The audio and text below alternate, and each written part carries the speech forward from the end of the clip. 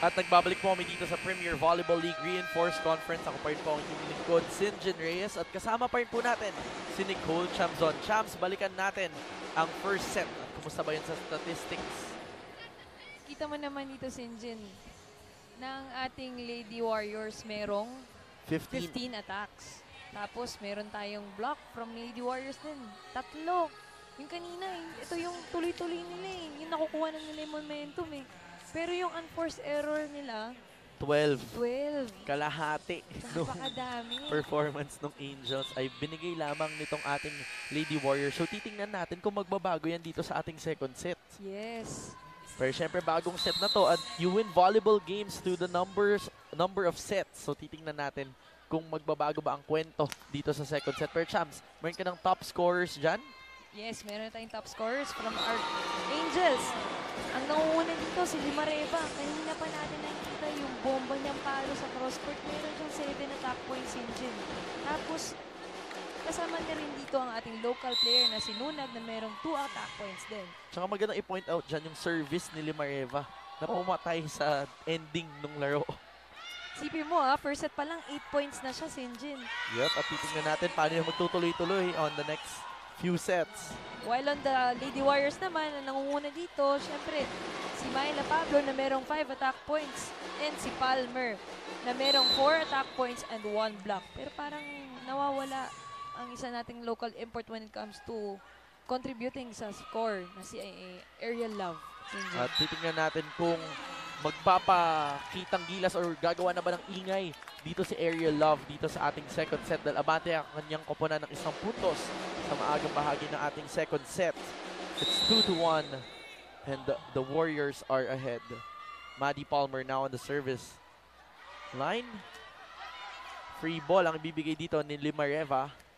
Temperatura was there. They go to Pablo. Pablo cross court off the blockers. Great coverage sa panig ng ating Angels. Tingnan natin ang sagot dito. Pablo again, off the block naman. Parang ang ganda nung pagkakuha ni Enclona. Kala mo hindi na mahabol, pero ang pwesto na yun, dapat sa open spiker na eh. And yung power ni Pablo dun sa second tie niya, no? Yes. Sinigurado niya ng lulusot talaga sa blockers. Sa gitna talaga eh. Let's go back to our ball game. Bante silang 2 puntos. Paneng doesn't get that ball across. Libreng puntos naman ang makukuha dito ng ating Lady Warriors. Abante sila ng 3 puntos. Kailangan magkaroon ng magandang receive ang ating Angels para makapag-set up sila ng play. And that seems to be the missing key para dito sa ating Angels. Titingnan natin if they will be able to correct that. But Limareva scoring from the back as well para dito sa ating Angels. Parang nakita ko yun last time. Ganun ba yung mga napapanood mo? Yes. Yung crucial points na eh. Tapos sumasabit sa net. Yan yung mga kailangang ingatan, lalo na sa mga games. Maraming experience dyan si Nicole Chamzon, syempre. She plays for the Perla Spikers. But now, she's on vacation today. Training daw mamaya, pero laro muna, mag-cover muna tayo ng game dito. Abante ang Lady Warriors ng 3 puntos. After that Pablo hit. Pumasok dun kay Chisa at hindi sila nakapag-cover ng maayos ni Musa, Sinjin. Pinulusot, ika nga natin. Kanina pa lumulusot sa blockers itong si Myla Pablo. But now Panaga is serving. Saet now with the drop ball. Buhay pa. Drop ball from Pablo, but the ball is still alive. And Clona scores on that last play. Parang ang labanan natin dito, puro drop ball ngayon, Sinjin. Tsaka pautakan ng ginagawa nitong ating mga players. Kanina naghulog si Chisaet, hindi gumana, hinulog nitong ating Lady Warriors. Yung huling puntos nakuha ni Clona sa hulog din. Sobrang mga veterano. Smart players here for our ball game. Pablo now goes down the line. Catch was there. They go to Limareva. He goes cross court. At pasok sa linya ang palo doon ni Limareva. Akala ko yung hulog na naman ni Ate Chisaet eh. No, yan yung kagandahan pagkakaroon isang Chisaet sa iyong koponan. Akala mo mahuhulog na yung bola pero hindi. Siniset up pa din niya. Yes. They go to Pablo who goes down the line. Second ball drop ulit for Ate Chi. Poor first ball is being problematic here for our Angels. Better digging there. quick play, but there will be a double violation contact against Chisait here. Grabe yung dig pass ni Trats, Sinjin. Pero mo pinalo dito ng sobrang bao. Almost baon na rin yun eh. And we've been seeing that from Thatch since game number 1. Yes. Yung contribution niya dito as a defensive player. Yun ang pala yung kagandahan ni Thatch. Pero ito, Lima Eva. Mukhang nakahinig na, si Thatch lang pa pinag-uusapan niya dyan sa gilid. Grabe yung bola niya. Ang bilis eh. Ang bilis, tas yung tunog. Solid na solid yung tunog Alam mong niya. power hit talaga yung palo dun ni Thatch eh. Mahabol sila dito. 1 puntos na lamang ang kailangan nila para matabla ang match na ito. Paneng was there. They go to Limareva on the open side, but that sails long para dito kay Limareva. Puntos para dito sa ating Lady Warriors. Parang humahanap si Limareva ng check ball coming from Wendy Semana, pero medyo malayo talaga. So nahuli dun yung mga blockers. Kitang-kita naman natin sa bilis nung setup dito sa side ng ating Angels. Quick play for Nuna. Good at soft tip. Point goes to our Angels. Wala daw na pancake. Grabe yung set ni Ate Chisa. Big pass, NJ, pero sakto pa rin. Yan yung Chisa at level or caliber of setting. 7 points na dito sa ating match si Myla Pablo dito sa ating, so far sa ating game. We have Chisa for the service. Semana goes to Myla from the back row. Make that 8 points. And that also brings her team to the 8-point mark. Magbabalik po kami dito sa SNA live stream.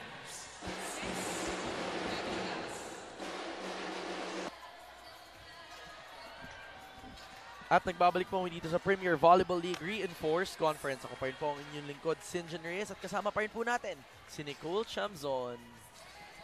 Good afternoon sa iyo, Chams. Grabe, Sinjin. Ang intense ng game natin ngayon. Kanina, balikan ng palo. Ngayon naman, balikan ng hulog at pautakan. Yan na yung mga adjustments na nakikita natin dito sa dalawang koponan natin. And this is the second set of our game. Number 1 pa lang po, mga kapamilya. Kung kakasama nyo na po sa amin na una na pong nakakuha ng set dito ang ating Angels kanina at ngayon. Naunguna naman ang ating Lady Warriors dito sa ating second set with a 2-point lead. Antepuesto now enters for Del Palomata. It is 8-6. Strategy talaga yan ni Coach. Pag si Palomata na gusto niyang pinapalitan. Para pagka-receive sa likod, nagkaroon pa rin sila ng rally. At syempre, magaling din namang middle blocker itong si Angel Antepuesto. But collision between Mercado and Semana. Semana is now down on the floor grimacing. Natamaan ata yung mukha niya on that last play. Medics are now on their way. Check what happened. Myla Pablo is now checking on Semana. Let's see what's happening. We're still trying to get updates. Myla asking Semana questions. About what? Hindi yata sa paa eh. Mukhang tumatawag na ng substitution dito si Coach Jasper. Jenna Andaya. Napatahimik ang arena on that last incident, but it was a clear collision between Mercado and Semana mid-air. So let's see what's going to happen, and we will be getting updates about what happened in a few. Looks like Jenna Andaya will be coming in.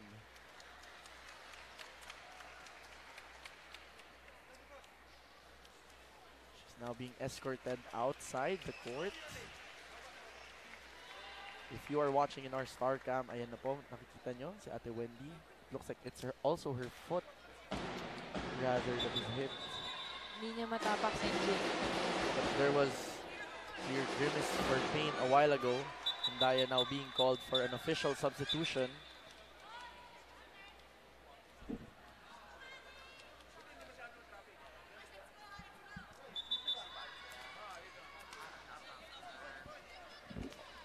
Okay, so to clear things up, ang nangyari po kanina ay nagka-collision itong si Paning Mercado at si Wendy Ansemana.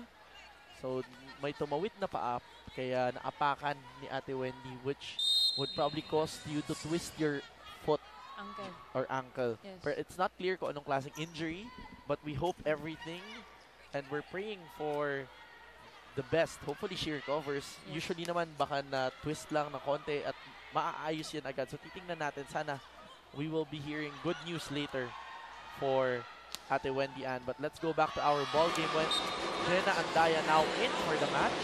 At pumuntos ang ating Angels off that last play. Abante sila ng 2 puntos. Of course, hindi natin hinahangad yung mga ganyang injury dito, Chams. Yes, kasi sayang yung ano natin. Yung ball game. Yes, yung ball game. Nandun na sa momentum, Sinjin. At titingnan natin kung mababawi yan ang ating Lady Warriors. Dahil syempre, ano yan inspiration din yan. But let's go back to our ball game. Angels here are catching up with a 3-point deficit. Pero Limareva Flink already has 10 points. Yes, 10 points In na. our match. Kaninang 8 points niya. Ooh. That's overreaching for Ari Love. Isa-set pa lang. Pero alam mo, na-notice mo, yung mga ano natin talaga setters, lalo yung mga veterano, alam na nila minsan, pag nakikita nila yung kamay, isa-set Isa-set talaga. nila.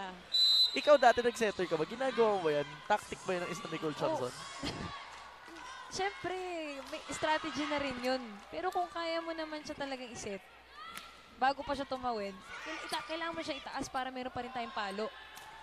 At syempre yun yung mga natututunan mo habang nagmamature ka dito sa volleyball. Yung pag-angat mo ng bola, na sasakto mo dun sa kamay ng blocker para matawagin na lang ng Saka overreaching. sila kasi, from the start, setter na talaga sila Kaya yan, dyan na talaga umiikot yung mundo nila ever since. Pero abante dito ng 3 puntos ang ating Lady Warriors. Touch on the second try. Andaya sets up Pablo. Saet now goes to touch on the cross-court play. But there's a net touch. Kaya libreng puntos ang ibibigay dito sa ating Angels. Pero wala daw, Sinjin. Tumatanggi ang ating Lady Warriors. Pero syempre, hindi natin yan mapupuna dahil ano yan, yung judgment call ng ating mga referees, ika nga natin. Pablo goes down the line. Olena was there.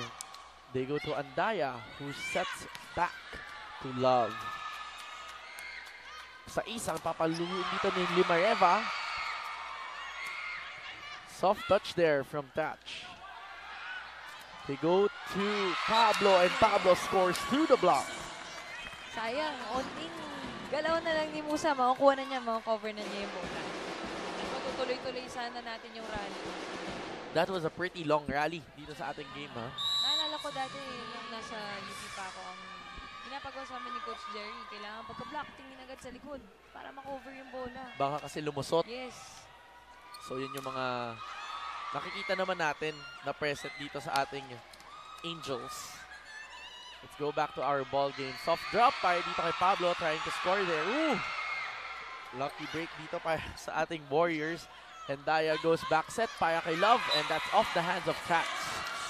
Talagang binaon niya Tsaka pinihit na talaga nitong si Love. Pinadaan niya talaga sa kamay. Alam niyang may blockers siya doon, matangkad pong si Touch. So, padaanin mo na lang doon sa blockers mo. Parang last game mo lang. Give mo instructions to your champs in your last game. Yes. Padaanin mo na lang sa kamay ng Padaan blocker. sa kamay ng mga blockers. Siyempre, volleyball is also a mind game. Touch trying to get over the blockers, but no check will be called there. Libreng puntos para dito sa ating Lady Warriors.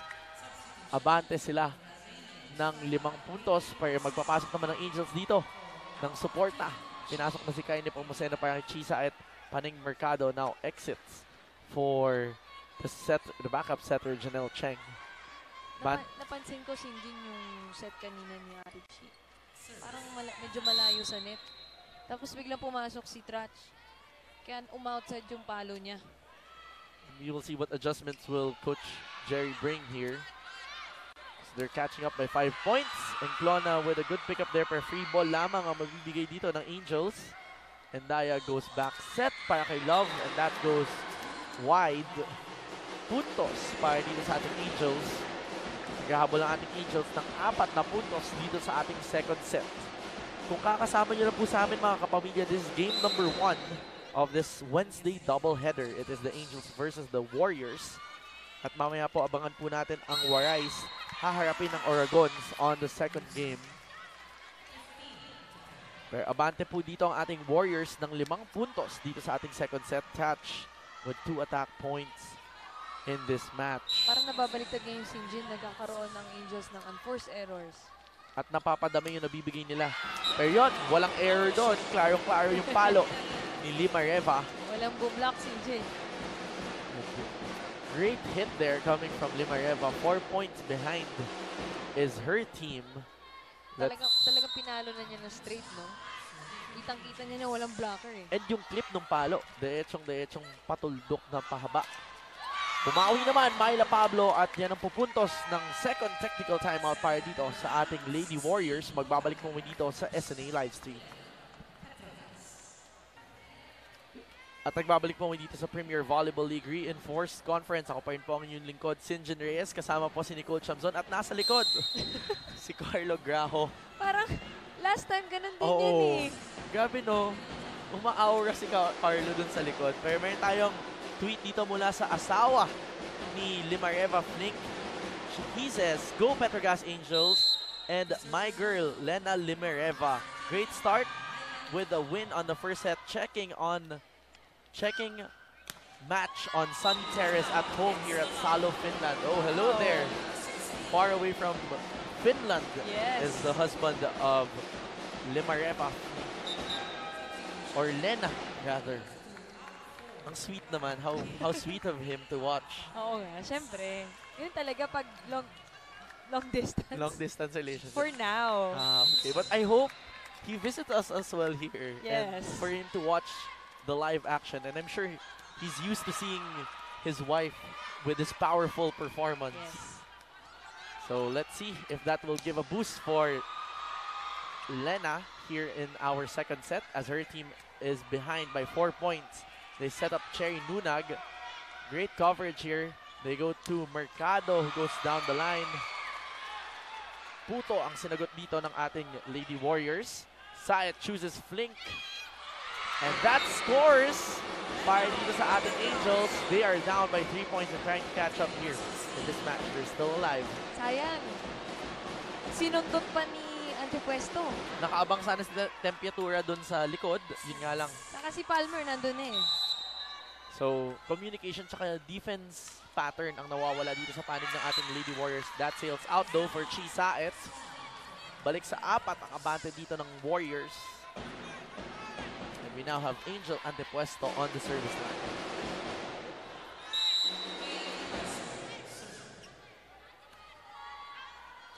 Oh, outside din. That sails out for Angel Antepuesto now. May nagtatanong dito sa Twitter. Si Ryan Semana Domingo, update daw kay Ate Wendy. Naku, mukhang kamag-anak ni Ate Wendy ito. Update po on Ate Wendy, mukhang hindi na po siya makakabalik in this game. So far, dahil masakit nga daw yung kanyang ankle. So, ang information na nabigay lamang sa atin ay, yun nga. Yun lang, masakit lang yung ankle. Wala pang kung ano nangyari. Yes, there's no clear diagnosis or anything on what the injury is. But we know right now there's pain in the ankles and mukhang malabong makakabalik siya dahil hindi talaga siya niya makatayo ng maayos. Kita naman natin kanina, nabuhat siya palabas ng court. Let's go back to our ball game. We wish Ate Wendy well. That was a great block coming from Patch there. Single block, Sinjin. Single block lamang at saradong-sarado ang down the line para dito sa ating Angels. Dalawa na lamang hinahabol dito ng ating Angels in our match, and we have Lena Limareva Flink on the service line. Sharp service there for Flink. Soft tip there coming from Panaga. Drop there coming from Touch. Palmer will try to do something but it doesn't cross. Puntos para dito sa ating Angels. Baba sa isa na lamang po ang hinahabol dito ng ating Angels in our second set. Kanina si Jin, ang layo ng labang. Pero ngayon, nakakapag-set up na ng maayos ang ating Angels. At nakakapatay pa si Jin. It looks like both teams are getting their groove here in our second set. At yung palitan ng puntos na nakita natin sa first set, mukhang magbabalik dito sa ating second set. Over-receive there for Limareva Flink. That goes wide para sa ating Angels, libreng puntos para dito sa ating Lady Warriors. Kaya kung medyo nataas na lang ng konti, nahabol pa sana. Nga lang diretso na palabas. Tsaka yung puwersa din, sigurado ng palo ni Palmer, mahirap i-contain. Hinangat nila para kay Thatch. Thatch hitting the antenna. Nakita naman natin, nag-wobble yung antenna doon. Kasi diretso dun sa antena eh. Pero lumusot pa rin, nakita mo. Yung speed ng bola, hindi mo inaasahan. But just to clarify, para dun sa mga bagong manonood ng volleyball champs, ano ba masabi natin about the antennas? Is that part of the bounds? Counted ba yun as out of bounds? Out talaga siya. Once na tumama dun sa antena, out na ang call ng referee dyan sa mga line judge. Kaya yung kung manonotice po natin mga kapamilya, kung titingnan natin, yung antena na yan, nakatapat dun sa end zone line sa gilid. Sa gilid talaga. And 4 na puntos na po ang nilobo ng abante dito ng ating Lady Warriors. Tumawag ng timeout dito si CJY. Saka additional information lang, Sinjin. Kasi may mga follow yung spiker na dun sa labas ng antena eh. Akala nila minsan pasok pa. Pero kailangan dun mismo kung saan nakatapat yung antena, dun sa loob. At yan yung mga parts ng mga rules na minsan nakakalimutan na natin, especially, or hindi pa natin alam kung bago pa lamang tayong manonood ng volleyball. Siyempre, alam natin, nag-grow nga yung sport. Sabi natin kanina, sabi ni Mr. Vicencio, nitong Angels kanina, the sport is just growing and it's just time for volleyball now. So, tingnan natin kung paano ba kung ano ba yung mga rules. Kaya binabalikan lang po natin. Pero, may tweet tayo dito from that time out from Ash Malanum. Galing ni Myla Pablo talaga. Hashtag PVL on ABS-CBN. Totoo nga naman. Talaga. Maganda yung pinapakitang performance dito ni Ate Myla Pablo. At yun nga po, kung gusto nyo pong sumama dito sa amin mga kapamilya, don't forget to tweet us using the hashtag PVL on ABS-CBN. At malay nyo, makita natin ang tweets nyo dito on screen. But going back to our ball game, pabasa 3 ang abante dito ng ating Lady Warriors after that catch hit. Nagkakaroon na sila ng play inside eh. Hindi na basta sa wing spikers, pinapapasok na nila yung wing spikers sa loob, Sinjin. Kasi siguro na sinabi ni Coach Jerry, nababantayan na tayo dito sa open. Minsan ma-outside na eh. Saka may test play na kanina eh. Yes. So, nagbabago na yung galaw nitong ating Angels dahil maganda na nga yung first ball. So, titingnan natin kung magpapatuloy yan as Love hammers it down. Saet goes for the back set. Saet for coverage there. Free ball ang bibigay dito ni Ate Chi. Pickup was there by Gina Andaya. They go to Love on the open side, but that hits the line. Called by the linesman there. Yes, pasok pa din. Grabe yung mata ng line judge natin dito. Sharp eyes there for our linesman. Long ball eh. Yung talaga mahirap talagang kunin yung Sinjin kasi nakapasok na minsan yung mga receivers natin eh.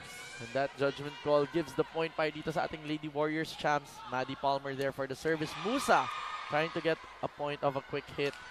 Pablo sasagot sa kabila, but that point goes to our Angels because it was wide. Onting pihit pa paloob, Sinjin. Para kay Myla Pablo. At siguradong babawi yan dahil si Myla Pablo yan. Kilala Yes. natin yan. Hindi yan sumusuko off 1 kill. Paneng now on the service line. Andaya sets up a quick for Panaga. Nobody home for the side of our Angels. Tumama dun sa ulo ni Musa. Good ball, pero walang tumalbog na bola sa kanya. Nag-collide kasi itong si Paneng tsaka si Shin. Kaya yun. Hindi na nila naabutan at naangat na maayos yung bola. Panaga now with the service. Ooh, sharp service back to her former teammate, Eglona. Yes, sasabihin ko pa lang yun eh. Alam na niya. Mukhang nangaasar. Ito tinanong ko kanina eh, si Eglona. Handa ka na bang makalaban yung mga dati? Tsaka itong si Kaine Pomoseno, handa ka na bang makalaban itong mga dati mong teammates? Sabi niya, naku baka mag-asaran lang daw sila sa loob ng court mamaya. Pero ito, keeping it cool is Thatch with that last play. Cross-court, sharp cross-court for Thatch. Hindi lang basta sharp eh. Doon no, sa front line talaga. Before the 10-foot line, no? Delikado tong sitwasyon pag nasa harap si Thatch. 3-point para dito sa ating Lady Warriors will bring them to a set point advantage of that service error.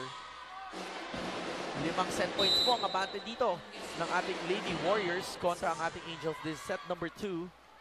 Let's see how this will end. Or will Catch stop it? Inangat ni Tempiatura. They go to Palmer who gives up a free ball.